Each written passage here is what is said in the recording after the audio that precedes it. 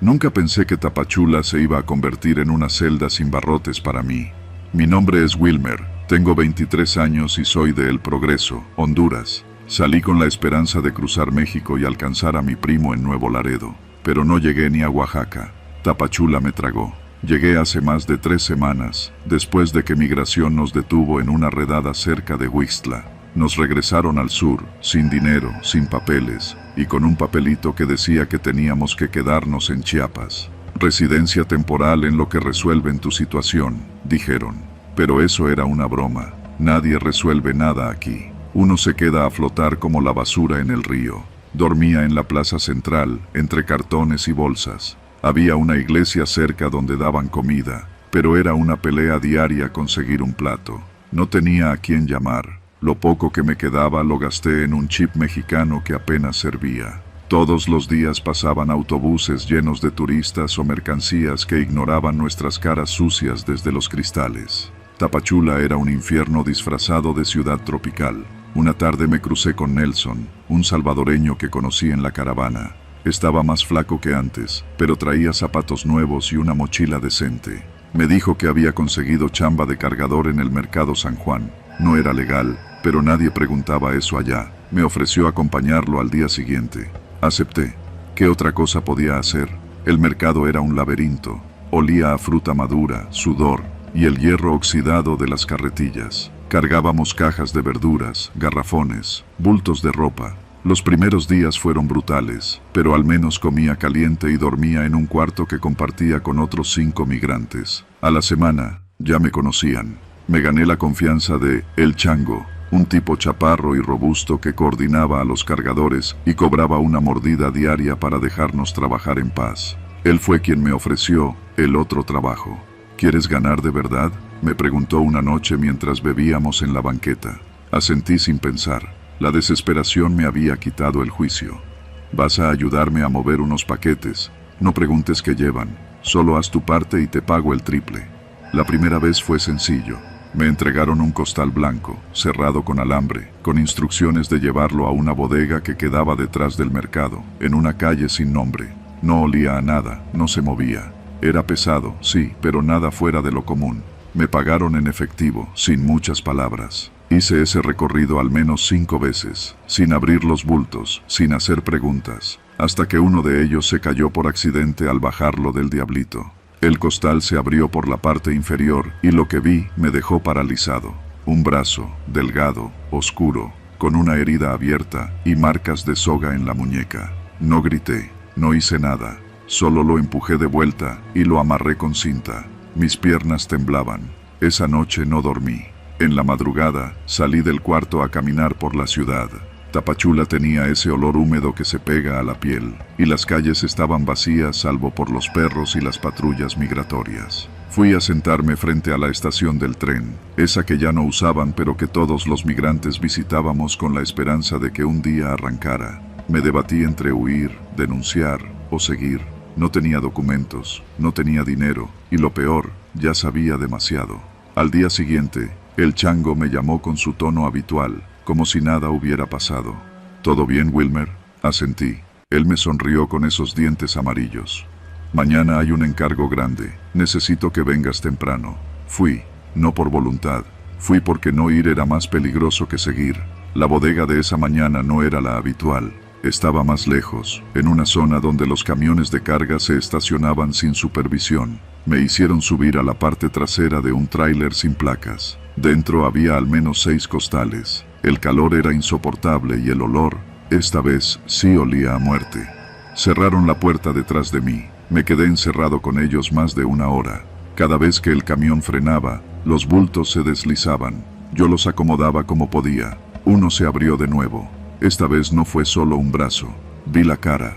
Era un muchacho como yo, de ojos cerrados, con la boca medio abierta y una herida en la sien que parecía reciente. Me puse a llorar en silencio. Cuando por fin me bajaron, el tipo que me abrió la puerta ni me miró. Me pagó más dinero que nunca. Yo no dije nada. Caminé de regreso al cuarto con el dinero sudado en la bolsa. En el camino vi a un grupo de niños jugando con una pelota desinflada. Uno de ellos me recordó a mi sobrino.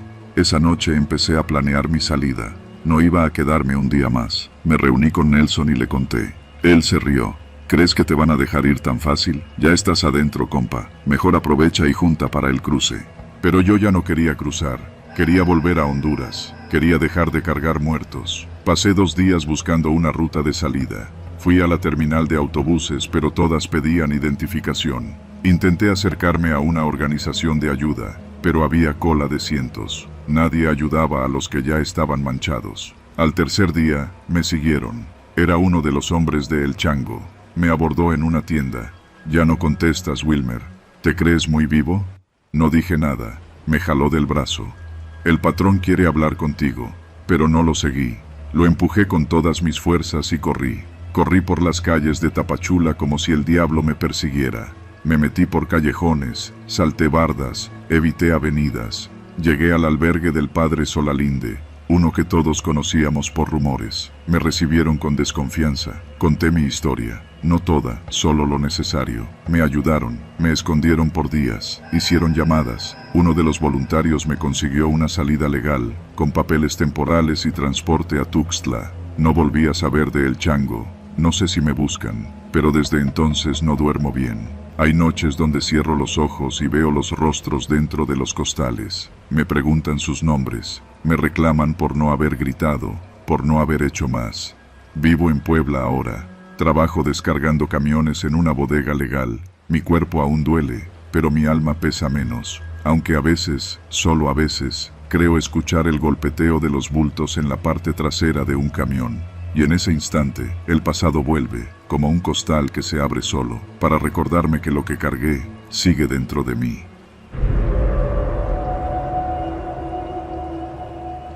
La primera vez que empecé a notar algo extraño fue en el pasillo del edificio. Tapachula no era un lugar donde las sorpresas eran comunes, sobre todo no en la oficina de la Comisión Mexicana de Ayuda a Refugiados, Comar. Era una ciudad calurosa, a veces sofocante, pero yo estaba acostumbrado a esos meses largos de calor. Lo que no esperaba, sin embargo, era la creciente incomodidad que sentí conforme pasaban las semanas. Llevaba casi 2 años trabajando allí como funcionario. La Comar se encargaba de procesar las solicitudes de asilo y refugio, algo tan complicado como doloroso para muchos. Había conocido historias de personas que huían de la violencia en Centroamérica, de aquellos que llegaban desbordados de miedo, pero con una chispa de esperanza. Mi trabajo era revisar sus casos, verificar su autenticidad y finalmente decidir si merecían quedarse en México o no. No me consideraba un experto, pero la verdad es que ya lo había hecho muchas veces, al punto que el proceso me parecía casi rutinario. Pero algo comenzó a cambiar. Al principio no lo noté, o quizás lo quise ignorar, pero conforme pasaba el tiempo, me fue más difícil hacerlo. Recuerdo una tarde calurosa, cuando mi compañero Héctor se acercó a mí. Héctor había estado en la Comar casi tanto como yo, si no más. Era uno de esos tipos que nunca decía nada directo, pero sus ojos siempre estaban buscando algo, como si estuviera esperando a ver qué sucedía antes de tomar una decisión. «Oye, ¿te has fijado en Carlos?», me preguntó con voz baja, apenas audible, mirando hacia ambos lados como si temiera ser escuchado.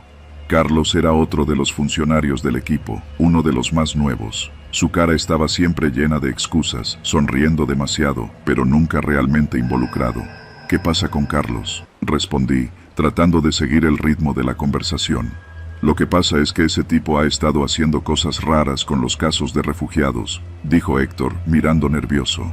Lo miré, esperando una explicación más concreta.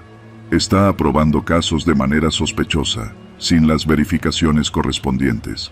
Y lo peor es que se los está pasando a ciertos migrantes a cambio de favores», dijo, bajando la voz aún más. La revelación me golpeó como un balde de agua fría. Al principio no lo entendí. ¿Favores? ¿Qué tipo de favores? ¿A cambio de qué favores?, pregunté, frunciendo el ceño. Héctor miró hacia el pasillo nuevamente antes de responder, como si temiera que alguien pudiera oírlo. «Sexuales, principalmente. O dinero, cuando no se puede. Hay un par de personas en el equipo que lo saben. Ya lo hemos hablado entre nosotros». Sentí como una ola de incomodidad recorría mi cuerpo. No quería creerlo. Sabía que la Comar no estaba exenta de corrupción, pero no pensé que llegarían tan lejos. Héctor me lo dijo con tal seriedad que no pude ignorarlo. ¿Cómo sabes eso?, pregunté. A veces los refugiados se quejan, no directamente, pero lo dicen en los testimonios. Otras veces, los casos pasan por nuestras manos, y en cuanto sabemos qué está pasando, es muy tarde. Nadie dice nada, porque si lo haces, ya sabes lo que pasa. Te quedas afuera. En ese momento, sentí que el aire se me escapaba de los pulmones. Tapachula era conocida por su papel en la ruta migratoria, pero nunca había imaginado que algo tan oscuro sucediera en un lugar como La Comar. Las historias de sufrimiento de los migrantes ya eran terribles, pero ahora me enfrentaba a una realidad mucho más aterradora: la corrupción dentro de la misma institución que debía protegerlos. Los días siguientes fueron extraños. Vi cómo mi compañero Carlos continuaba con su rutina, aprobando casos que no parecían tener ningún sentido. Los migrantes, hombres y mujeres, pasaban por su escritorio sin mirar atrás, y yo empezaba a notar un patrón. Aunque muchos de ellos no se veían felices, parecían conformarse con lo que estaban recibiendo: visas temporales, documentos que les permitirían seguir adelante. Pero lo que me inquietaba era cómo obtenían esas aprobaciones tan rápido, sin más que una sonrisa a cambio. Al principio quise investigar por mi cuenta, pero no quería que me vieran. Sabía que la gente dentro de la oficina podía ser peligrosa si decidías meterte demasiado. Los rumores no eran nuevos, pero nadie se atrevía a hablar. Un par de semanas después, recibí un caso que me heló la sangre. Era un hombre joven, de unos 25 años, que había llegado de El Salvador. En su expediente decía que había huido de las pandillas que lo perseguían por haberse negado a trabajar para ellas. Su historia era terrible, llena de miedo y desesperación. Sin embargo, cuando revisé su solicitud, noté algo extraño. Las firmas de los documentos parecían haber sido manipuladas, y algo no cuadraba con las fechas. Algo no estaba bien. Decidí hacer lo que nunca había hecho: investigar un poco más. Después de revisar el caso a fondo, descubrí que el hombre había estado en contacto con Carlos un par de veces antes de llegar a mi mesa. Sin quererlo, me di cuenta de que había una conexión directa. El joven había sido aprobado de manera sospechosa, sin las pruebas que normalmente se requerían. Sabía que tenía que hacer algo. Esa misma noche, decidí confrontar a Carlos, pero no en público, sino en privado. Sabía que si lo hacía de manera directa, podría poner en riesgo mi trabajo, y no estaba dispuesto a perderlo por algo que ni siquiera podía probar. Lo vi entrar en la oficina, como si nada hubiera sucedido. Me acerqué a él cuando todos los demás ya se habían ido. «Carlos», dije, con voz baja, tratando de que no pareciera una confrontación, «necesito hablar contigo sobre ese caso de El Salvador». Él me miró y sonrió. Esa sonrisa falsa que todos sabíamos cómo hacía. «¿Qué pasa?», dijo con tono relajado, como si no hubiera nada fuera de lo común. «He revisado el expediente, y hay algunas cosas que no cuadran». «¿Por qué lo aprobaste tan rápido?», pregunté, directo al grano. Carlos se rió, como si fuera una broma. «¿Qué pasa, amigo? ¿Acaso tienes miedo? No todo es tan sencillo, tú sabes cómo son las cosas». Su tono de voz cambió, se volvió más bajo, como si estuviera preparándose para algo. Mi pulso se aceleró, pero traté de mantener la calma. «¿Qué estás diciendo?», respondí, sin entender. «Lo que estoy diciendo es que aquí todos sabemos cómo se hacen las cosas. No es el único que ha pasado por mi mesa, muchos más lo han hecho. Y si no estás dispuesto a aceptar cómo funciona esto, entonces deberías irte». El tono de su voz ya no era una broma, era una amenaza velada. En ese momento, me di cuenta de que ya no podía seguir ignorando lo que pasaba en la oficina. Los casos no eran aprobados por simple burocracia, estaban siendo vendidos, intercambiados por favores, por dinero, por lo que fuera que los migrantes pudieran dar. Y yo estaba atrapado en medio de todo eso. No supe cómo reaccionar en ese momento. Mi mente estaba llena de pensamientos, de miedos, de dudas, pero algo dentro de mí me decía que debía actuar. Tenía que hacer algo, y rápido, antes de que todo se viniera abajo. Esa misma noche, recogí mis cosas, tomé los documentos que había acumulado sobre el caso de El Salvador, y decidí irme a casa. Sabía que si hacía algo en ese momento, las consecuencias serían inmediatas. No solo perdería mi trabajo, sino que mi vida podría verse en peligro. Las mafias, los grupos que operaban detrás de todo eso, no se detendrían con alguien como yo. Pasaron varias semanas. Seguí trabajando, observando todo desde la distancia. Nadie me dijo nada, y eso me aterraba más que cualquier otra cosa. Los rumores seguían, pero ya no me atreví a investigar más. Sin embargo, cuando al fin decidí hablar con un par de colegas, ya era tarde. Las amenazas se volvieron más claras, y la sensación de estar siendo observado nunca desapareció.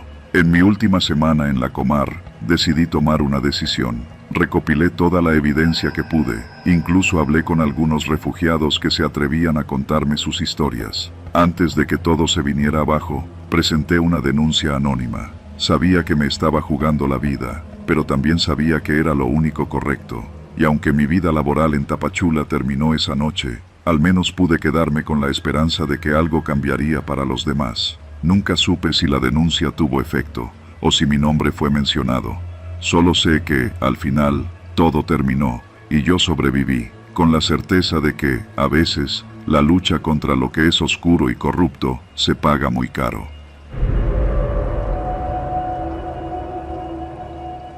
Llegamos a Tapachula un martes por la mañana. Yo venía desde Santiago de Cuba con mi hijo Rafael, un muchacho de apenas 17 años. Cruzamos el mar, las selvas y los miedos, todo con la ilusión de alcanzar a mi hermana que vive en Houston. Pero Tapachula fue nuestro muro invisible. Aquí nos quedamos varados mientras tramitábamos el permiso de tránsito. Alquilamos una habitación en una vecindad cerca del Mercado San Juan. Era pequeña, con paredes delgadas como papel y un ventilador que solo empujaba el calor. Rafael salía todos los días a vender botellas de agua en los semáforos de la Central Poniente. Nunca se quejó, ni siquiera cuando los conductores lo insultaban o cuando regresaba sin un solo peso. El último día que lo vi fue un viernes. Me dio un beso en la frente y me prometió volver antes de que oscureciera. Traía una mochila pequeña con algunas botellas, su identificación y un billete de 20 pesos. Pero no regresó. Al principio pensé que se había retrasado. Esperé hasta medianoche, después hasta el amanecer. Luego supe que algo iba muy mal. Fui a buscarlo a los semáforos donde solía pararse. Pregunté en la tienda donde a veces compraba pan, en la terminal de colectivos, incluso en la casa del migrante. Nadie lo había visto. Nadie quería hablar. Fui a la comisaría municipal, un lugar viejo, de paredes manchadas y un hedor a humedad que pegaba en la garganta. Me atendió un policía flaco, con bigote y ojos de cansancio. Le conté todo. Me pidió que esperara, que seguro volvería pronto. Volví al día siguiente y al otro. Finalmente, un oficial distinto, más joven, me miró sin disimular su desdén. ¿Tiene dólares?, me preguntó directo. ¿Cómo dice? Si quiere que hagamos algo, va a tener que ayudarnos con algo de efectivo. Los recursos están escasos. Era una extorsión descarada. Le ofrecí lo poco que tenía, unos 100 pesos. Se rió en mi cara. Me fui con un nudo en el pecho y un temblor que me duró toda la tarde. Decidí denunciar públicamente. Fui a un periódico local. Me dejaron hablar con un reportero joven, moreno, con voz suave. Le conté todo. Me prometió que publicaría mi historia. 2 días después salió una nota pequeña en una esquina de la página, sin foto, sin nombres. Pero algo era algo. A partir de ahí, las cosas se pusieron raras. El señor que vendía aguas afuera del Oxxo, que había visto a mi hijo por última vez, desapareció. Nadie supo decirme a dónde se fue. El muchacho que dormía 2 puertas más allá, un hondureño flaco que solía jugar dominó con Rafael, también se esfumó. Fui a buscar al reportero para preguntarle si sabía algo, pero ya no trabajaba ahí. Se fue sin avisar, me dijeron. Empecé a sentirme observada. Un carro blanco, sin placas, solía pasar frente a mi vecindad a deshoras. Una noche tocaron mi puerta. No abrí. Escuché como alguien susurraba mi nombre, como si supiera que estaba detrás, escuchando. Volví a la comisaría, con la desesperación a flor de piel. Esta vez me atendió un comandante. Tenía el rostro redondo, una camisa blanca mal abotonada y una sonrisa que no llegaba a los ojos. Me hizo pasar a una oficina sin ventanas. «Mire, señora, le voy a ser sincero», dijo mientras entrelazaba los dedos sobre la mesa. «Aquí los desaparecidos no se buscan, menos si son migrantes, menos si son pobres, y mucho menos si nadie paga por ellos». Sentí que me ahogaba. Me levanté y lo insulté con todas las palabras que me enseñaron en La Habana. Me sacaron del lugar, a empujones. Esa noche, Regresando a la vecindad, encontré mi puerta abierta, todo revuelto, mi ropa tirada, las fotos de Rafael rotas. No se llevaron nada de valor, solo dejaron el mensaje. Fui a la fiscalía. Me hicieron esperar 4 horas en una banca sin respaldo. Nadie me atendió. En la calle, comencé a gritar que si no aparecía mi hijo, iba a hablar con periodistas extranjeros, que iba a publicar videos, que iba a ir a la embajada. 2 días después, me contactó una mujer. Se hacía llamar Lucía. Me citó en una lonchería cerca del Parque Bicentenario. Tenía acento del norte, cabello pintado y ojos duros. Me dijo que era parte de una red que ayudaba a madres migrantes, que sabía cosas. Su hijo fue visto por última vez subiendo a una patrulla, me dijo, sin rodeos. Lo llevaron al terreno atrás de la bodega fiscal. Hay cámaras, pero están apagadas. No está sola. Hay más casos. Le pedí ayuda. Me prometió información, pero nunca más volví a saber de ella. Su número quedó en silencio. La lonchería cerró a la semana. Decidí hacer lo que no debía. Volví a la comisaría y ofrecí lo que me quedaba. Un reloj, un anillo de mi madre, $50 guardados para el viaje. Me miraron como si al fin valiera algo. Uno de los policías aceptó. Véngase mañana temprano, me dijo. Le voy a mostrar algo. Fui puntual. Me hicieron pasar a una bodega detrás del edificio. Me mostraron un cuaderno con fotos. Algunas eran de cadáveres, otras de muchachos esposados. En una de ellas estaba Rafael, con la cara golpeada, vivo. ¿Dónde está?, grité. Eso ya no depende de nosotros, dijo el policía. Usted ya vio que lo tuvimos. Ahora, si quiere saber más, va a tener que pagar el doble. Me abalancé sobre él, me sacaron entre dos, me arrastraron por el suelo, pero ya no me importaba. A los 3 días, una patrulla se detuvo frente a la vecindad. Me llevaron al borde del río. Pensé que era el final, pero me soltaron. Ya no chingue, señora. Váyase antes de que desaparezca usted también. Esa noche, empacamos todo. Una mujer salvadoreña me ayudó a conseguir un pase de salida. Caminamos hasta Huixtla, de ahí a Arriaga. Cruzamos Chiapas por caminos de monte, con el miedo pegado al cuerpo como sudor. No miré atrás, no podía. Ahora estamos en Tijuana. Rafael sigue desaparecido. Pero yo sigo viva, y no pienso callarme, porque hay cientos como él, porque en Tapachula los hijos se desvanecen como humo, y las madres, si no pagan en dólares, solo encuentran silencio.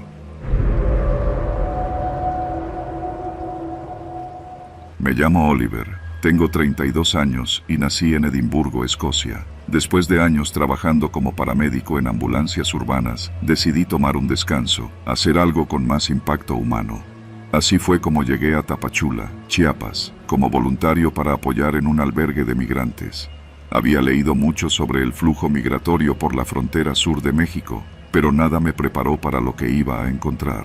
El albergue estaba ubicado en una zona calurosa y polvorienta de la ciudad, cerca del río Coatán. Era un edificio sencillo, con techos de lámina y patios de cemento rodeados por cercas de malla ciclónica. Compartía espacio con otras organizaciones, algunas religiosas, otras civiles. A pesar de su precariedad, el lugar era funcional. Teníamos dormitorios compartidos, un pequeño dispensario médico y una cocina comunitaria. Mi trabajo consistía en brindar primeros auxilios y ayudar a registrar a los recién llegados. Al principio, todo fue como lo esperaba. Jornadas largas, muchos pies ampollados, cuadros de deshidratación, historias de violencia. Conocí gente de Honduras, El Salvador, Guatemala, incluso de lugares tan lejanos como Haití y Venezuela.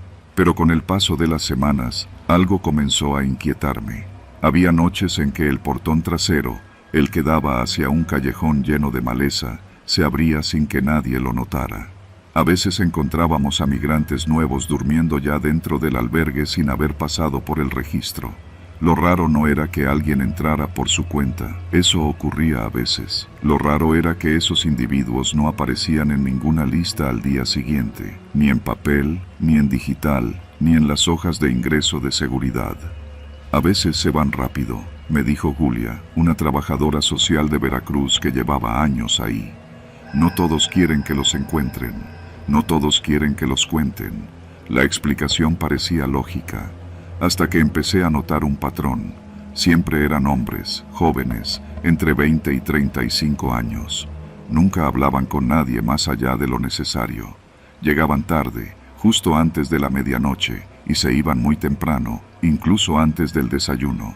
Una vez, intenté seguir a uno de ellos, pero al llegar al portón trasero, solo encontré huellas frescas que se perdían en la maleza. Fue una noche de domingo cuando decidí dejar una cámara pequeña, de esas de acción, tipo GoPro, escondida en el techo de lámina, apuntando hacia el portón trasero. Revisé la grabación la mañana siguiente, mientras desayunábamos pan dulce y café soluble, y lo que vi hizo que se me revolviera el estómago. La grabación mostraba la entrada del portón poco antes de la medianoche. A las 11:47, la cámara captó a un hombre delgado, de piel oscura, con una gorra vieja y una mochila militar. Caminó directamente al portón, el cual, sin que nadie lo empujara, se abrió solo. El hombre entró sin voltear, sin mirar a su alrededor, como si supiera exactamente a dónde iba. Avanzó hasta desaparecer del encuadre. Volví a revisar los registros del día. No había ninguna anotación con esa descripción. Pregunté a mis compañeros si alguien lo había visto. Nadie recordaba a alguien así. Esa noche, esperé despierto. Me senté en una banca frente al dispensario con una linterna en la mano y una navaja de bolsillo escondida bajo el pantalón. La oscuridad era espesa, solo rota por las luces naranjas del alumbrado público que parpadeaban al fondo. A las 11:35, escuché un crujido en la malla ciclónica. Me acerqué en silencio, pisando con cuidado. El portón estaba cerrado, pero entonces escuché pasos. Alguien venía del otro lado. Me escondí tras una pila de cobijas donadas. Minutos después, la reja se abrió sin un solo chirrido. Entraron 3 hombres. No hablaban, no se miraban entre sí. Uno llevaba un pantalón de mezclilla sucio, otro una camiseta con el logo borrado de Coca-Cola. El tercero, algo más alto, caminaba con una leve cojera. Lo que me perturbó no fue su silencio, ni su aspecto. Fue la forma en que caminaban, sincronizados, como si no fueran individuos, sino partes de algo más grande. Los seguí desde la sombra hasta que se perdieron en uno de los dormitorios vacíos. Me armé de valor, entré detrás de ellos, pero la habitación estaba vacía. Busqué debajo de las literas, abrí los armarios viejos. Nada, no dormí esa noche. A la mañana siguiente, volví a revisar los registros. Otra vez, nada, ni en el libro de entradas, ni en los formularios del sistema. Cuando le conté a Julia lo que había visto, me miró largo rato antes de responder. Mira, Oliver, hay cosas que es mejor no preguntar. Aquí vienen personas huyendo de cosas que tú y yo ni entendemos. A veces se llevan algo más que recuerdos. A veces dejan algo también. ¿A qué te refieres? A que no todos los que ves aquí están vivos, Oliver. Algunos solo están de paso, pero no hacia donde tú crees. No supe qué responder. No era una mujer supersticiosa, ni mucho menos. Era práctica, directa, pero su mirada no era de miedo, era de resignación. Esa noche no esperé. Me encerré en mi cuarto, puse un mueble contra la puerta y me tapé los oídos con audífonos. Pero aún así los escuché, los pasos, el crujido de la malla, el portón abriéndose solo. A la mañana siguiente me fui. No me despedí de nadie. Tomé mi maleta, caminé hasta la central y tomé el primer autobús hacia Tuxtla. Desde entonces, no he vuelto a poner un pie en Tapachula, ni pienso hacerlo, pero a veces sueño con ese portón. Lo veo abrirse en cámara lenta, y detrás de él, sombras con rostro humano que caminan hacia mí, siempre en silencio. Y en esos sueños, yo tampoco estoy en ninguna lista. Me llamo Victoria, aunque ese nombre solo lo uso cuando es absolutamente necesario. Para la mayoría de la gente aquí en Tapachula, soy Vicky. Vine desde San Miguel, en El Salvador, cruzando 3 países, saltando buses, caminando por trochas, esquivando soldados y policías que nunca se molestaron en esconder su desprecio. Cuando llegué a México, pensé que ya había pasado lo peor. Me equivoqué. El albergue donde vivo está a unas cuadras del centro, en una casa vieja con techo de lámina y olor permanente a sudor y sopa instantánea. No se llama oficialmente albergue, pero eso es lo que es, un espacio prestado por una organización religiosa que ofrece colchonetas, comida simple y un poco de tiempo para organizar los papeles. Se supone que es un lugar seguro, se supone. Esa noche, salí con otras 3 chicas a la plaza central. Era sábado. Tapachula siempre bulle de vida en fin de semana. Los vendedores de esquites, los niños corriendo con sus globos, las parejas jóvenes caminando de la mano. Sentía algo de alegría. Hacía tiempo que no me reía tanto. Una amiga, María José, me enseñó a jugar lotería con los señores en una de las bancas. Estábamos ganando dulces. Eran como las 8:30 de la noche cuando nos separamos. Las otras se quedaron comprando cigarros, y yo fui al baño del parque. Cuando salí, un tipo me estaba esperando. No lo había visto antes, pero se me acercó con una sonrisa torcida y un acento centroamericano muy marcado. Me dijo algo que no entendí bien al principio, pero supe que era vulgar. Lo ignoré y caminé más rápido. Él también. Me alcanzó en la esquina donde la luz de los postes apenas iluminaba. Me jaló del brazo y me dijo que no hiciera escándalo, que solo quería hablar. Cuando intenté zafarme, me empujó contra un árbol y bajó la voz. «No te hagas la difícil, niña. Si no me das chance, te lo saco a la fuerza», me dijo, mientras su aliento me pegaba en la cara, hediondo a cerveza y cebolla.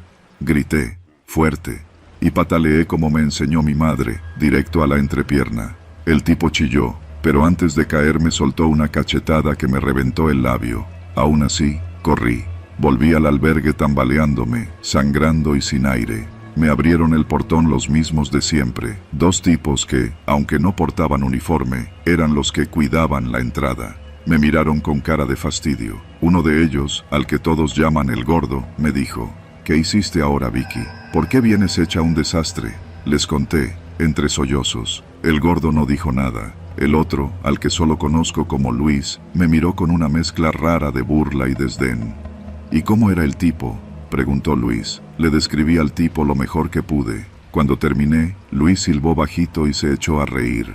«Chale, pues lo bueno es que ya te conocen», dijo, y le dio un codazo al gordo. Yo no entendí, o tal vez no quise entender. Me metí al cuarto que compartimos 6 chicas y me encerré en el baño. Me lavé la sangre con agua fría y jabón de manos. Me miré al espejo y sentí una rabia vieja, esa que me ha acompañado desde antes de cruzar la frontera. Al día siguiente, fui a hablar con Sor Teresa, la encargada del albergue, una mujer mayor, de voz suave, que siempre me trató bien. «No podemos acusar sin pruebas, hija», me dijo, después de escuchar mi historia. «Ya sabes cómo está la situación, necesitamos mantenernos en paz, no podemos hacer enemigos». «¿Y si me vuelve a pasar?», pregunté. Ella bajó la mirada. «Dios nos protege, pero en la noche, Dios no cuida los portones. Luis, sí. Y el gordo». Pasaron los días. Cada vez que salía del albergue, sentía su mirada. Sabía que sabían algo, que el tipo que me atacó no era un desconocido para ellos. Un martes por la noche, cuando regresaba sola de la tienda, vi al agresor sentado en la banqueta de enfrente. Conversaba con Luis, como 2 compadres compartiendo una cerveza. Cuando me vio, se rió. No me dijo nada. Solo levantó su vaso de unicel y lo apuntó hacia mí. Entré temblando. Esa noche no dormí. Quise denunciar, pero no tenía papeles. Ir a la policía sería igual a regalarme a migración. Y no confiaba en nadie. Tampoco podía contarle a mis compañeras. Muchas también habían sido hostigadas por los que cuidaban. Era un secreto compartido en susurros, entre miedo y vergüenza. Un jueves decidí irme. Tenía un contacto en Comitán, un grupo de mujeres que ofrecían ayuda segura. Conseguí el número por una compañera que ya había logrado salir. Lo planeé todo en silencio. Salí al amanecer, con una mochila pequeña y el corazón retumbando. Pero el gordo ya estaba ahí. Me bloqueó la salida. «¿Y a dónde vas tan temprano, Vicky? ¿No vas a despedirte?». «Tengo cita en la comisión de ayuda», mentí, con voz firme. Me miró de arriba abajo, luego sonrió con los labios secos. «Pues quédate otro ratito, ya casi llega tu amigo», dijo. En ese momento, supe que tenía que correr. Y lo hice. Me fui por el callejón trasero, saltando un muro que apenas alcanzaba con las manos. Rasgué mi pantalón y me lastimé la rodilla, pero no paré. Corrí por varias cuadras, hasta perderlos. Llegué a la estación de combis, donde un chofer, al verme con sangre en la pierna, me preguntó si me habían asaltado. Le dije que sí. Me ayudó a esconderme en su unidad y arrancó antes de que llegaran los otros. Esa noche dormí en un refugio en Comitán, rodeada de desconocidas que me creyeron sin preguntar. Me dieron ropa limpia, comida caliente y sobre todo, algo que no sentía desde hacía mucho, dignidad. Hoy vivo en San Cristóbal. Trabajo en una panadería y tengo un cuarto propio. No he olvidado a los que vigilan el portón. No los odio, me dan asco. Pero sé que algún día esa mirada de burla se les va a borrar del rostro. Y ese día, si aún estoy viva, pienso sonreír. Mi nombre es Adrián y llevo más de 5 años como repartidor en moto en Tapachula. Trabajo para varias apps de envío de comida, pero sobre todo con una que paga rápido y sin muchas preguntas. No voy a decir cuál. Lo importante es que, como muchos otros, vivo al día. Lo que gano hoy, lo uso mañana. Así que cuando me llegó una entrega cerca de las 11 de la noche, dudé. Pero la tarifa era buena, muy buena. No era raro que hubiera pedidos a esa hora, especialmente en la periferia, donde hay menos opciones para cenar tarde. La dirección decía, Colonia Las Américas, calle Álamo esquina con Pirules. No me sonaba, pero Tapachula ha crecido tanto que cada mes aparecen colonias nuevas, algunas legales, otras, no tanto. Me puse el casco, activé el GPS y arranqué. La ciudad aún tenía movimiento en el centro, taxis, gente en los tacos, y las luces del mercado San Juan alumbrando como si fueran de día. Pero conforme fui saliendo, las calles se volvieron más oscuras, más calladas. Pasé por el Libramiento Sur, luego por un tramo de terracería lleno de piedras y lodo. El GPS me decía que faltaban 3 cuadras, pero ya no había casas visibles, solo terrenos cercados con malla, bodegas sin rótulo y postes sin luz. Me detuve frente a un lote baldío donde apenas se alcanzaban a ver unas casas bajas, construidas con blocs sin repellar. El aire olía a humedad y a fogata vieja. En el mapa, la casa debía ser la que tenía una luz amarilla encendida, como de foco de baja potencia. No había número en la puerta, pero una figura salió a mi encuentro apenas apagué el motor. ¿Tú traes la orden?, preguntó. Tenía una gorra, el rostro sombreado, pero noté que no era un cliente común. No sonreía, no tenía hambre. Asentí, extendí la bolsa de comida, pero en lugar de tomarla me dijo, pasa, aquí lo va a firmar mi jefe. Prefiero dejarla afuera, bro, ya sabes. Políticas de la app. Pasa, repitió, esta vez más firme. En ese instante, 2 tipos más salieron de entre la sombra de la casa. Uno traía lo que parecía ser una cámara de celular en la mano. El otro llevaba algo bajo la chamarra, un bulto alargado. Tragué saliva. Todo bien, dije, levantando las manos. No tenía a dónde correr. La moto estaba atrás y ellos ya me habían rodeado. Me empujaron hacia la casa. Adentro, olía a cigarro rancio y sudor. En una mesa había botellas, cables, una laptop abierta y un tripié. En la pantalla se veía lo que grababa el celular del tipo de la cámara. Me sentaron en una silla de plástico. Mis manos temblaban. No queremos tu moto, ni tu celular, dijo el que parecía el líder, un tipo flaco con tatuajes hasta el cuello. Solo vas a grabar algo, y te vas. ¿Va? No contesté. Él sacó una pistola y la colocó con suavidad sobre la mesa. Luego me acercó el celular. Dilo claro, mira a la cámara.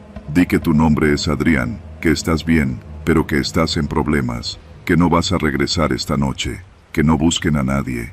¿Qué es esto?, pregunté con voz apenas audible.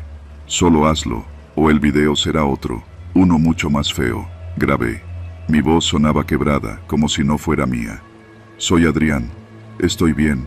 Solo no voy a regresar hoy. No se preocupen. No pude seguir. Me quebré a la mitad. El tipo apagó la cámara y le hizo señas al otro. Ya estuvo. Acomódalo. Me vendaron los ojos con una camiseta. Me ataron las manos con cinta canela. Me empujaron hacia otra habitación.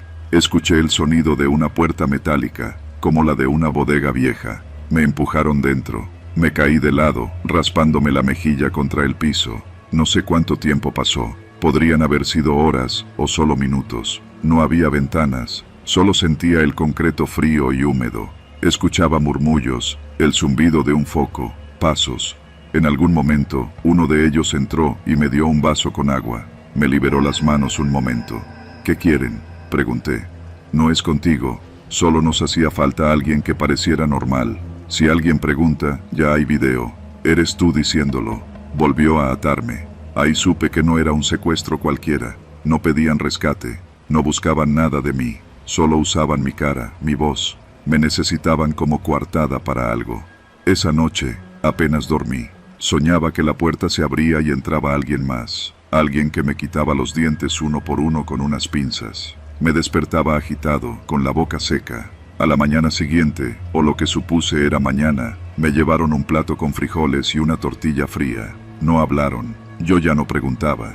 El miedo se había instalado tan profundo que solo quería seguir con vida. Pasaron 2 días, tal vez 3. Uno de ellos entró y me quitó la venda. Me dolían los ojos. Me dejaron ver la habitación. Era una especie de cuarto de herramientas, con cajas de clavos, una llanta vieja y bultos que no me atreví a revisar. El tipo me miró. Esta vez estaba solo. «¿Ya te puedes ir? ¿Así nada más?» Asintió. Me devolvió el celular, sin chip, sin batería. Me acompañó hasta afuera.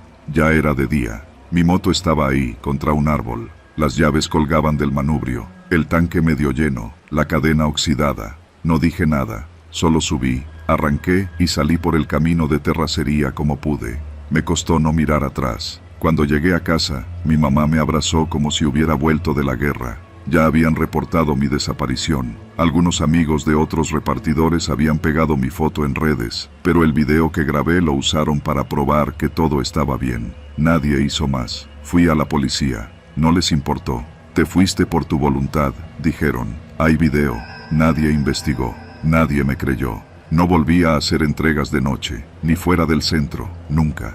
Pero a veces cuando paso por ciertas colonias, veo casas similares, calles sin luz, terrenos vacíos. Me pregunto cuántos han entrado ahí y no han salido. Cuántos videos circulan con rostros asustados diciendo que están bien. Cuántos desaparecen sin que nadie los busque porque ya se despidieron. Y lo peor es que no puedo dormir con la luz apagada desde entonces, porque sé que un día pueden tocar mi puerta, otra vez, para grabar otro video, para despedirme otra vez.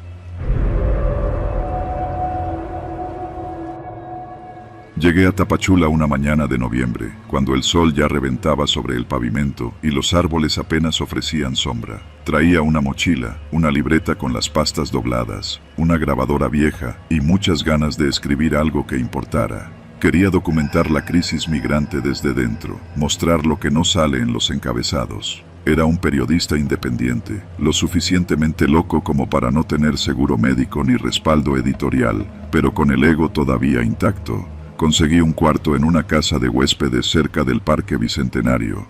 El lugar estaba atendido por una señora amable que me advirtió en voz baja: «Aquí todos saben cosas, pero nadie dice nada». No entendí bien a qué se refería, pero le pagué el mes por adelantado.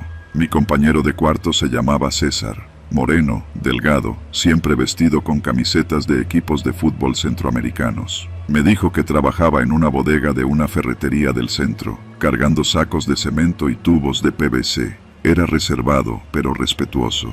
Intercambiábamos palabras sueltas antes de dormir, hasta que una noche me preguntó si era periodista. «Más o menos», respondí, sin entrar en detalles. Esa fue la primera vez que sentí que algo cambiaba en su mirada. Durante el día, salía a hablar con migrantes en las calles, en los albergues saturados, en los márgenes del río Suchiate. Escuchaba historias de extorsión, secuestros, violaciones. Algunos me hablaban con resignación, otros con rabia. Grababa todo, anotaba compulsivamente. Volvía a la casa sudado, molido por el calor y el peso de esas voces. Pero había algo más que me carcomía. A partir de la segunda semana, empecé a notar algo raro. Cada noche, al volver, encontraba un papel clavado con una navaja en la puerta del cuarto. No tenía firma, siempre escrito en tinta negra, con letra firme: «No sigas preguntando». Al día siguiente: «No grabes más entrevistas. Después, te vas o te callas». La primera vez creí que era una broma. La segunda, sentí el estómago contraerse. La tercera, supe que me estaban vigilando. No se lo dije a nadie, ni a César. Intenté actuar normal, aunque dormía poco y mal. Una noche, cuando el calor era insoportable, bajé a fumar un cigarro al patio trasero. César ya estaba allí, recostado en una hamaca, escuchando corridos tumbados en su celular. «¿No te molesta ese ruido que hacen los grillos?», preguntó sin mirarme. «He oído peores cosas», le respondí, intentando sonar casual. César soltó una risa breve y apagó la música. Entonces dijo algo que me heló. Te están advirtiendo, no te hagas el sordo. Lo miré, tratando de descifrar si hablaba en serio. ¿Tú sabes quién está dejando esas notas? Encendió otro cigarro y no respondió. Solo se levantó, se estiró los brazos y dijo: aquí hay cosas que no se escriben, no si uno quiere seguir vivo. Después de eso, no volvió a mencionarlo. Yo tampoco, pero empecé a sospechar. Una madrugada, me despertó el ruido de pasos apresurados. Me levanté, salí al pasillo y vi que César regresaba con las botas llenas de lodo. Intentó entrar a hurtadillas, pero lo vi. No dijo una sola palabra. Al día siguiente, no fue a trabajar. Entonces hice lo que todo periodista enloquecido haría. Empecé a seguirlo. Lo vi reunirse en una fonda del centro con un hombre de camisa de cuadros y botas de piel, de esos que hablan poco pero mandan mucho. Luego lo vi ir hacia un taller mecánico cerrado, donde entró por la puerta trasera. Y una vez lo seguí hasta una casucha a las afueras, donde los vidrios estaban cubiertos con cartón y había cámaras apuntando a la calle. Empecé a atar cabos. Los migrantes que me hablaban sobre extorsiones decían que los halcones sabían todo. Quién entraba, quién salía, a quién entrevistaba uno. Mencionaban una red que usaba a centroamericanos como informantes para un grupo que controlaba el paso en la región. El patrón: perfiles bajos, jóvenes sin historial, invisibles, como César. Una noche decidí enfrentarlo. «Trabajas para ellos, ¿verdad?». Estábamos en la cocina. Él lavaba su taza de café. Se quedó quieto, con las manos bajo el chorro de agua. «Te lo dije», dijo sin volverse. «Aquí hay cosas que no se escriben». «¿Fuiste tú quien dejó las notas?». «Si no hubiera sido yo, ya estarías muerto». Yo solo avisé. No supe qué contestar. El miedo era una cosa espesa, concreta. Sentí que el aire me faltaba. «No tienes idea del lugar en el que te metiste. Tú crees que contar las historias va a ayudar, pero aquí nadie quiere ser salvado. Aquí la gente solo quiere sobrevivir, y tú estorbas». Quise grabarlo, tener una prueba, pero no me atreví. Me fui directo a mi cuarto, cerré con llave y empecé a empacar. Pero entonces oí que él también subía. Golpeó la puerta 3 veces.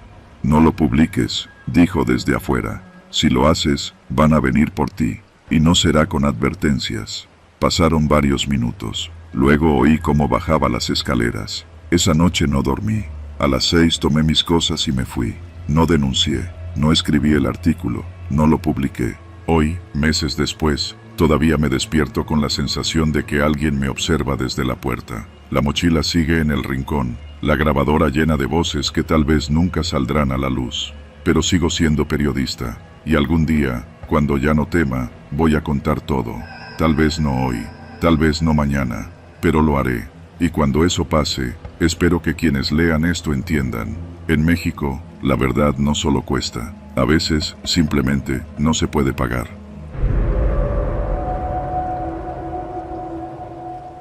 Nunca pensé que terminaría en una ciudad como Tapachula, embarazada, sola, y con los pies hinchados por caminar bajo el sol chiapaneco. Mi nombre es Lucía, y si algo he aprendido en estos últimos días, es que la desesperación te hace aceptar cosas que jamás considerarías. Todo comenzó con una pelea. Una de tantas con Pablo, el papá del bebé. Él quería que abortara, yo no. Me echó de su casa una noche, en Mérida, con una mochila, mi celular y 200 pesos en la bolsa del pantalón. Me fui sin rumbo, con la idea absurda de llegar a la Ciudad de México donde vivía mi prima, pero lo más lejos que logré fue hasta Tapachula, pagando tramos con aventones y camiones de segunda. Llegué al mediodía, hambrienta, sudorosa y sin saber qué hacer. Tapachula es de esos lugares donde el calor no da tregua. Todo el mundo parece tener prisa o estar cansado. Caminé hasta una gasolinera donde me ofrecieron agua, pero nada más. Cuando pedí ayuda, todos me miraban con sospecha o con lástima. Dormí en una banca del Parque Bicentenario esa noche, abrazada a mi mochila, con la chamarra como almohada. El bebé no dejaba de moverse, yo tampoco. La mañana siguiente conocí a don Raúl. Se acercó mientras yo trataba de hacer rendir los últimos 20 pesos con un pan y una Fanta. Un señor de unos 60 años, moreno, con sombrero vaquero y una voz tan suave que casi no lo oías. Me dijo que tenía una casa donde podía quedarme unos días, solo hasta que te estabilices, aclaró. Me dio confianza. Me habló con un tono amable, paternal, y me recordó a mi abuelo. Acepté. Nos fuimos en su camioneta vieja rumbo a las afueras, cerca de una zona de sembradíos. La casa era pequeña, de cemento mal aplanado, pero limpia. Me instaló en un cuarto con una cama y un ventilador. Me trajo tortillas con frijoles y hasta un pedazo de queso. Aquí estarás bien, mija, solo descansa, me dijo. Esa noche dormí como no lo hacía desde Mérida. Pero al día siguiente comenzaron los detalles raros. El celular no tenía señal, ni datos. Cuando pregunté por Wi-Fi, me dijo que no tenía. Me pareció normal, pero cuando intenté salir a caminar un poco para estirar las piernas, me pidió que no lo hiciera. Es por tu bien, allá afuera hay gente mala, dijo. Tenía razón, pero también era raro. Al tercer día, noté que la puerta principal siempre estaba cerrada con llave, y él salía y regresaba con cosas sin decirme a dónde iba. La noche del cuarto día, oí llorar a alguien. No era un niño, era una mujer. Era un llanto bajito, cansado, que venía de algún lugar detrás del cuarto donde dormía. Me levanté despacio y puse el oído en la pared. No imaginé que me encontraría con un murmullo. No lo dejes, no lo dejes, repetía la voz. Por la mañana, confronté a don Raúl. Le dije que me quería ir. Su rostro cambió. Ya no era el abuelo bueno. Se volvió seco, agresivo. Me respondió que no podía salir, que estaba muy vulnerable, que era mejor que me quedara. Me prometió que todo era por mi bienestar. Esa tarde, vino otra mujer. No la conocía. Entró sin saludar. Era joven, vestida como enfermera. Me pidió que me recostara. Quería revisar al bebé. Me negué. Entonces don Raúl entró con otra mujer, mayor, que me sujetó de los brazos. Me resistí con todas mis fuerzas, gritando, pateando. Me encerraron en el cuarto. La ventana tenía barrotes. Pasaron horas. Estaba aterrada. Me di cuenta que no era la primera. La voz que escuché la noche anterior era de alguien más, otra mujer, atrapada como yo.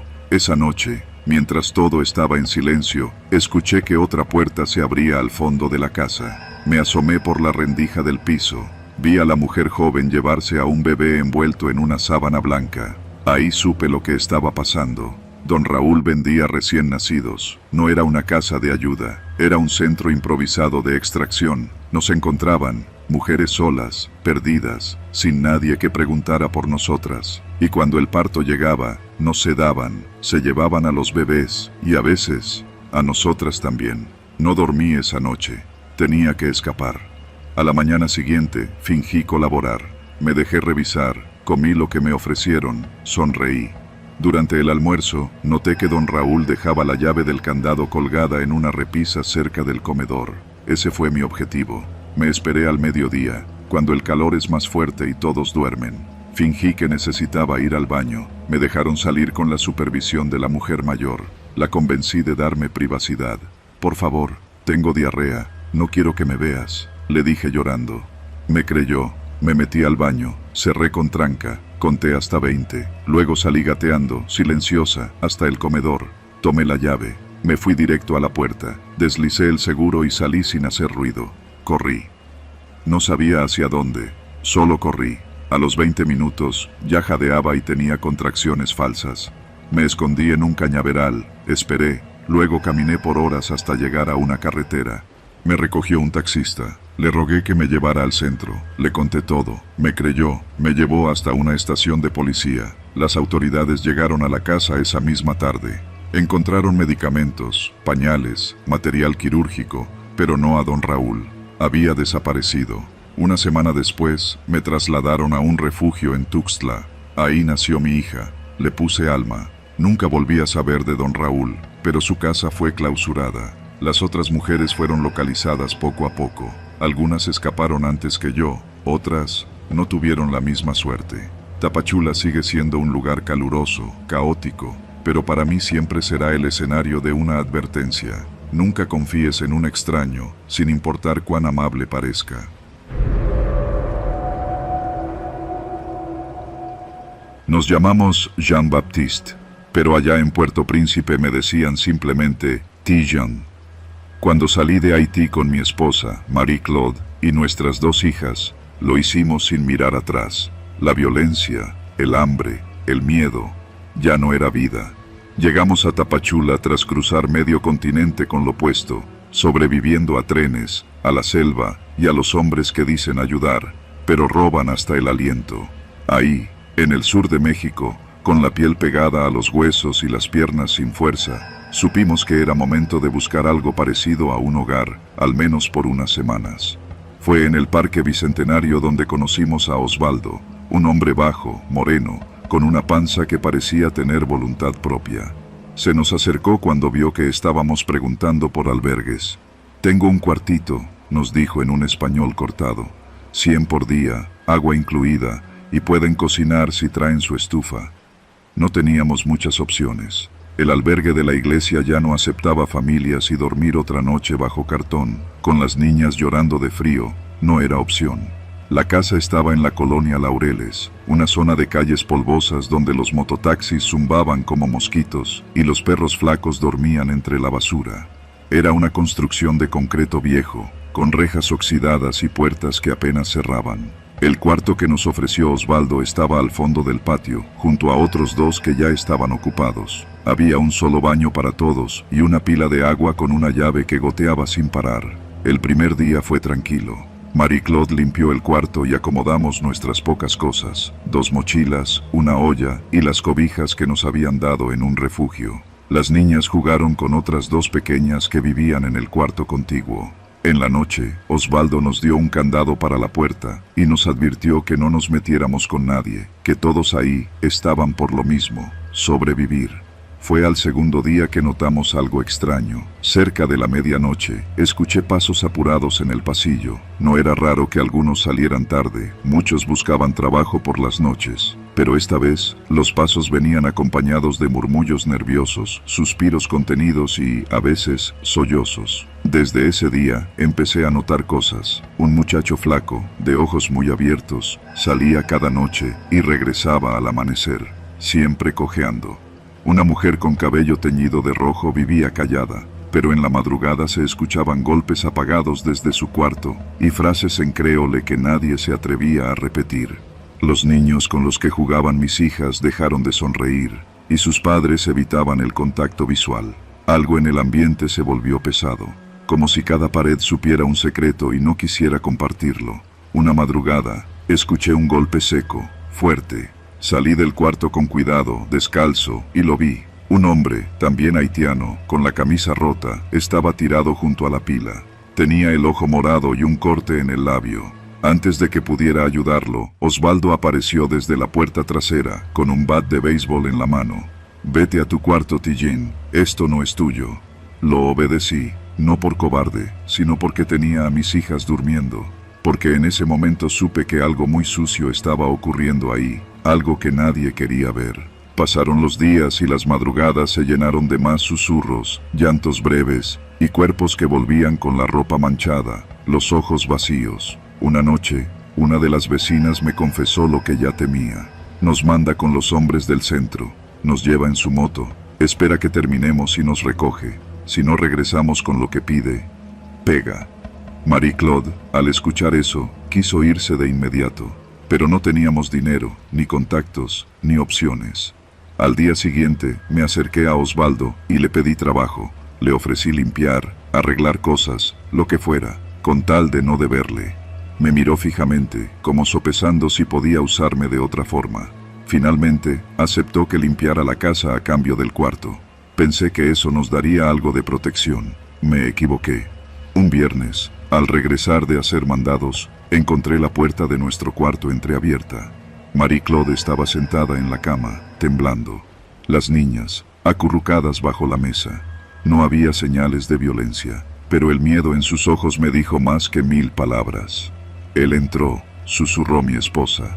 Olía a sudor y cerveza. Se fue cuando las niñas gritaron.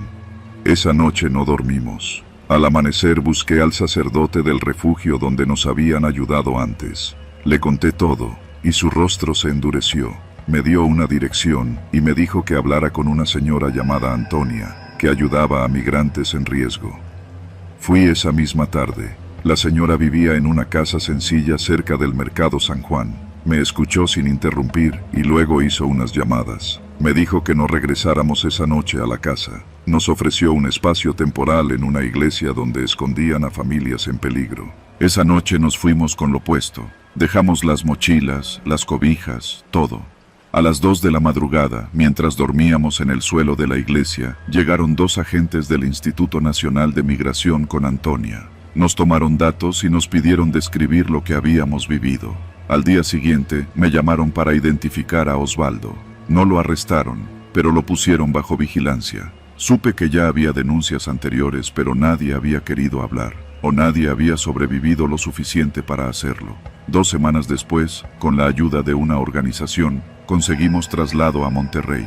Allí, en una casa con otros migrantes, empezamos de nuevo. Trabajé en una bodega, Marie-Claude en una lavandería. Las niñas fueron a la escuela.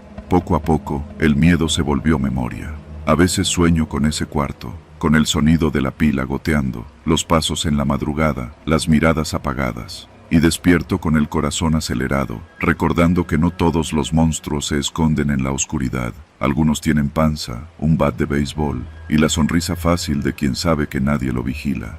Pero yo sí lo vi, y esta historia es para que otros también lo vean.